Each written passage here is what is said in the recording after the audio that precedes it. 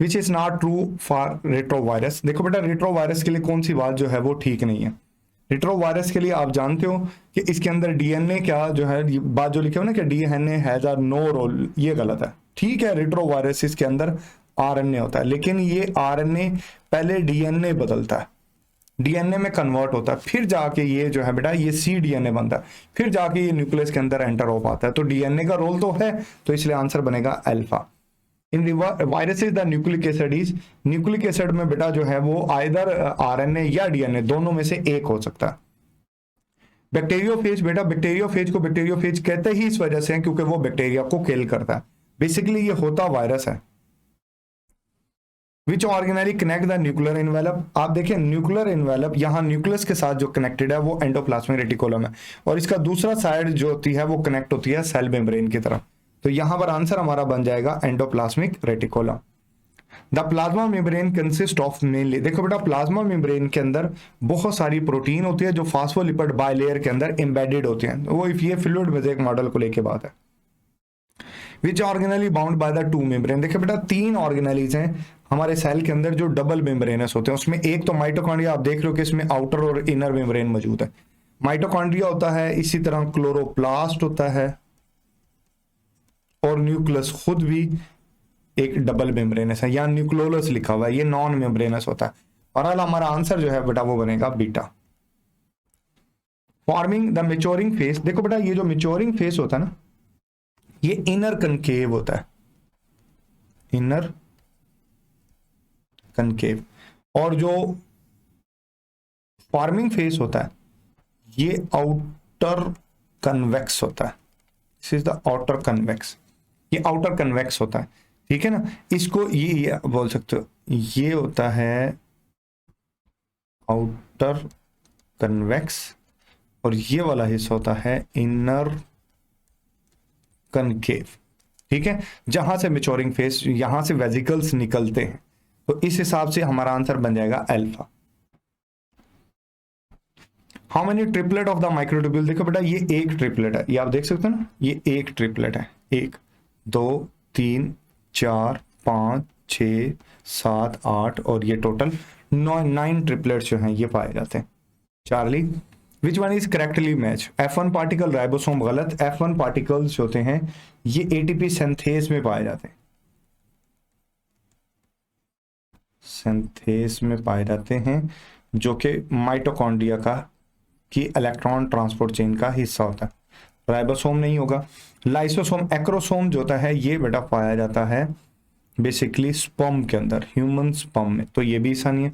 Ribosome single membrane गलत, ये non membranes होती है, नॉन मेम्ब्रेनस। तो हमारा आंसर बहरहाल फिर यही बन सकता है, क्लोरोफिल ए, क्लोरोफिल बी, ये क्लोरोप्लास्ट में होते हैं।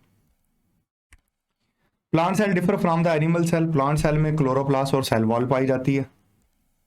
All viruses are made of, देखो बेटा वायरस के अंदर बहुत A and B, nucleic acid भी होता है और कैप्सिड भी होता है। The process which can not take place in the absence of the virus, देखें ट्रांसफॉर्मेशन क्या होती है, वाया जो है बेटा प्लाज्मिड,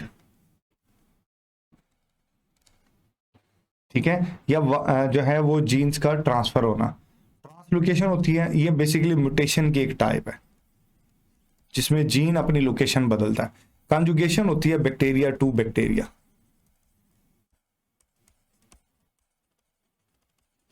और ट्रांसडक्शन में वाया वायरस जीन इनहेरिट होते हैं, ठीक है ना, जिसको लैम्डा फेज कहते हैं।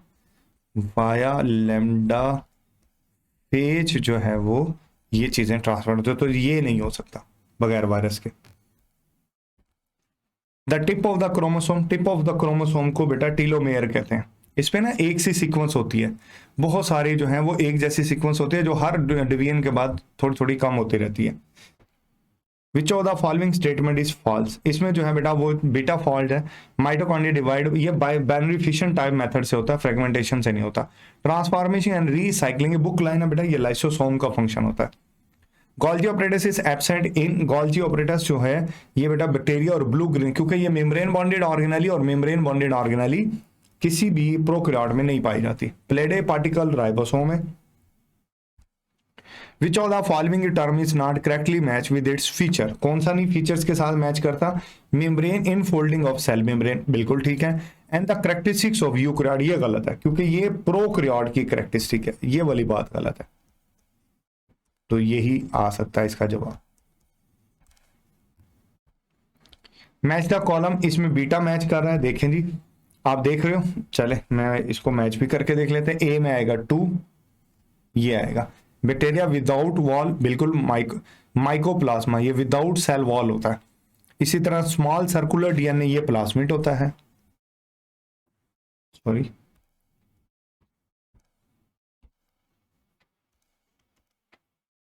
ये जो है ना ये होगा प्लाज्मिड। इसी तरह बी में 4 हो गया, सी में 3 होगा, बिल्कुल ठीक है। और ये आ जाएगा लाइसोसोम, एक वेजिकल के नुमा होता है। Many cell function properly and divide mitotically even though they do not mitochondria की जरूरत नहीं होती, प्लाज्मा मेम्ब्रेन लाजमी चाहिए, साइटोस्केलेटन भी चाहिए और प्लास्टिड भी नहीं चाहिए, ठीक है ना। तो ये 2 आंसर इसके बन सकते हैं। बहरहाल कुछ जगहों पर इसका आंसर प्लास्टिड या क्लोरोप्लास्ट लगाया गया, तो आप ये भी लगा सकते हैं जवाब, 2 इसमें जवाब बन सकते हैं। माइटोकॉन्ड्रिया समवर्ड फिर भी चाहिए हो सकता है क्योंकि एनर्जी चाहिए, रिक्वायरमेंट क्रोमोसोम मूवमेंट के लिए एनर्जी चाहिए होती है, तो आप ये वाला ना लगाएं या ये वाला जवाब लगाएं, प्लास्टिड।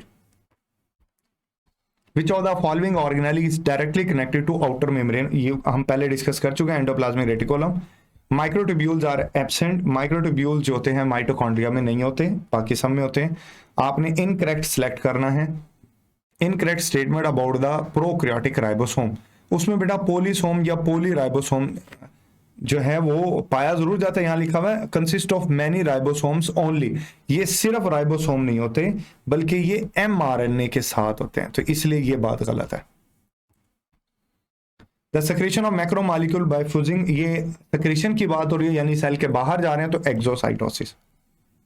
प्राइमरी लाइसोसोम जो गोल्जी ऑपरेटर से, बिल्कुल ये देखें ना गोल्जी ऑपरेटर से ये जो लाइसोसोम निकला है ये वाला, this will call primary lysosome, इसको आप प्राइमरी लाइसोसोम कहोगे। जब ये यहां इसके साथ अटैच हो जाएगा, नो इट इज सेकेंडरी, तो ये प्राइमरी लाइसोसोम कहलाएगा। प्राइमरी लाइसोसोम कहां से ड्राइव्ड हुआ? गोल्जी बॉडी से। Development, deletion of cell and recycling, hydrolytic activity होती है। In bacteria small circular DNA, ये प्लाज्मिड कहलाएगा। और the one which is a spiral hyphomicrobium जो होता है ना, ये स्पाइरल होता है। Capsid of retrovirus near about spherical होता है। बैक्टीरिया विद 3 डायमेंशन इररेगुलर, ये स्टेफाइलोकोकस होगा। यहां पर हमारी डिस्कशन मुकम्मल हुई। आपके जहन में कोई कंफ्यूजन हो तो बेटा अपना सवाल कीजिएगा। अपना ख्याल रखिएगा। Thank you, Allah Hafiz.